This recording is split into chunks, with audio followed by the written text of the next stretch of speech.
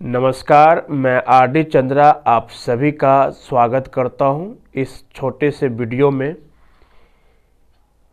जिसमें हम यह जानने का प्रयास करेंगे कि अक्सर जब हम लोग परीक्षा देने जाते हैं तो प्रश्नों में आलोचना, समालोचना, विवेचना, विवरण, व्याख्या, भांति भांति प्रकार के शब्द मिलते हैं और हम छात्र कंफ्यूज हो जाते हैं कि इसका अर्थ क्या हुआ।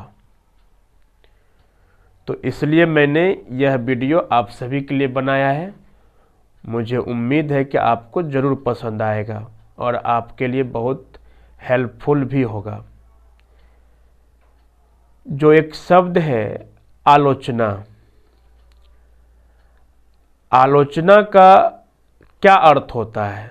आलोचना का अर्थ होता है कि किसी भी चीज़ के बारे में, या मान लीजिए जो प्रश्न पूछा गया, जिस भी चीज़ से संबंधित प्रश्न पूछा गया है, उसके गुण और दोष को सही तरह से रख देना ही आलोचना कहलाती है।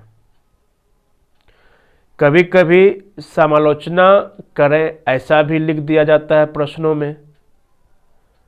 हालांकि आलोचना शब्द से ही समालोचना शब्द बना है, लेकिन समालोचना में हम जब गुण और दोष किसी भी वस्तु का रखने का प्रयास करते हैं तो उसे बहुत अच्छी तरह से देखना होता है, गहरे अंतर्दृष्टि की आवश्यकता पड़ती है उसके बीच के अंतर को अभिव्यक्त करने के लिए, बताने के लिए। समालोचना का अर्थ यही है। और एक शब्द आता है विवेचना करें। विवेचना करें का अर्थ होता है कि जब हम किसी भी चीज़ के बारे में बात कर रहे हैं, या विवेचना का अर्थ आप यूँ समझें कि किसी भी चीज़ के बारे में बातचीत करना। लेकिन जब हम बातचीत करते हैं तो उन बातचीत में उसके अनुरूप उदाहरण को भी रख करके समझाने का प्रयास करते हैं। इसी का नाम या इसी को विवेचना कहते हैं। इंग्लिश में इसको डिस्कस बोला जाता है, और डिस्कस का अर्थ दूसरा जो होता है वो होता है चर्चा करना।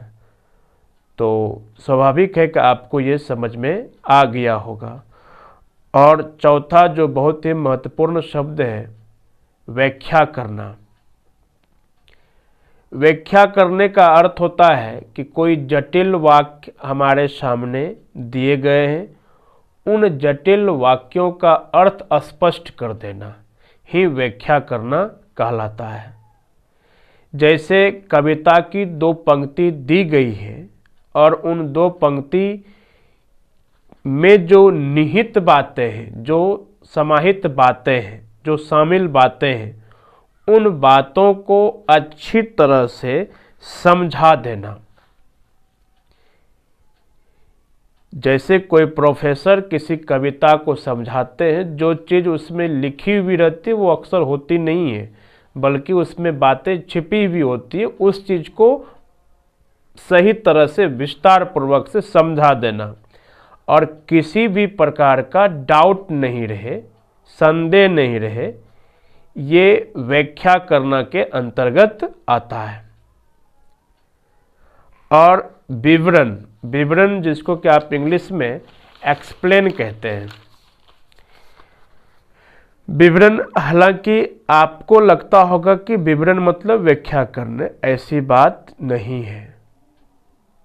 विवरण करना मतलब किसी बात या कार्य के जो मुख्य शब्द होते हैं या मुख्य बातें होती हैं, उनका उल्लेख करना ही विवरण करना होता है, या किसी बात को विस्तार पूर्वक रखना ही विवरण कहलाता है। व्याख्या में क्या होता है कि जटिल वाक्यों के अर्थ को स्पष्ट करना है, दैट इज कॉल्ड व्याख्या करना।